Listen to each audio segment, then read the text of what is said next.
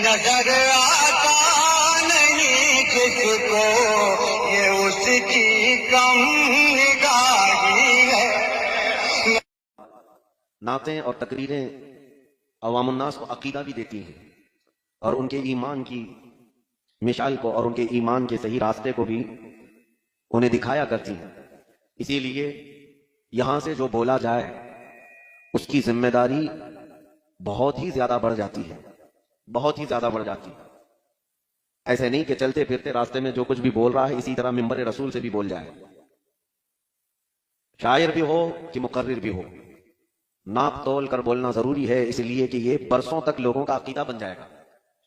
لوگ عوام الناس دین سیکھتے ہیں ان منبروں سے، ان جلسوں میں آتے کیوں ہیں؟ اسی لیے آتے ہیں کہ دین سیکھیں، اور نعت کوئی انٹرٹینمنٹ کے لیے نہیں ہے کہ تم نعرے لگاؤ ہنسی خوشی اچھل کود کر چلے جاؤ۔ نعت جو پڑھتا ہے شاید یہ بھی تمہارے دلوں میں عشق رسول پیدا کرتا ہے۔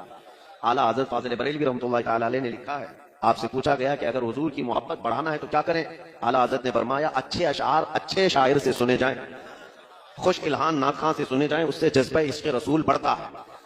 لیکن یہ بات ہمیشہ یاد رکھیں، ایک شعر تقریر سے زیادہ بھی اثر کرتا ہے، اور ان اشعار میں عقیدہ بھی اور ایمان بھی اور بہت کچھ سمایا ہوا ہوتا ہے۔ اسی لیے میں آج آپ کو خلاصہ کلام میرا یہ بتا دوں کہ من جملہ اہل سنت و جماعت مشرق و مغرب شمال و جنوب اور متقدمین متاخرین پہلے والے اب والے سب کا متفقہ عقیدہ محمد صلی اللہ علیہ وسلم اللہ کے رسول ہیں، خاتم النبیین ہیں، رحمت للعالمین۔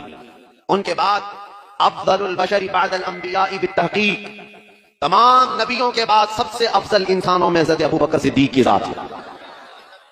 سیدنا ابو بکر صدیق رضی اللہ تعالیٰ عنہ کی ذات افضل البشر بعد الانبیاء بالتحقیق، یہ جملہ اہل سنت و جماعت کا متفقہ عقیدہ ہے۔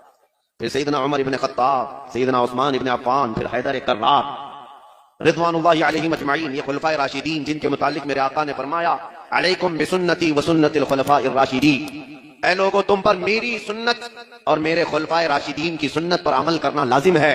یہ خلفائے راشدین ہمارے لیے شریعت کے مشعل ہیں، وہ تارے ہیں ہدایت کے، اور انہی کو دیکھ کر ہم اپنی زندگی کو اور اپنے دستور حیات کو طے کیا کرتے ہیں۔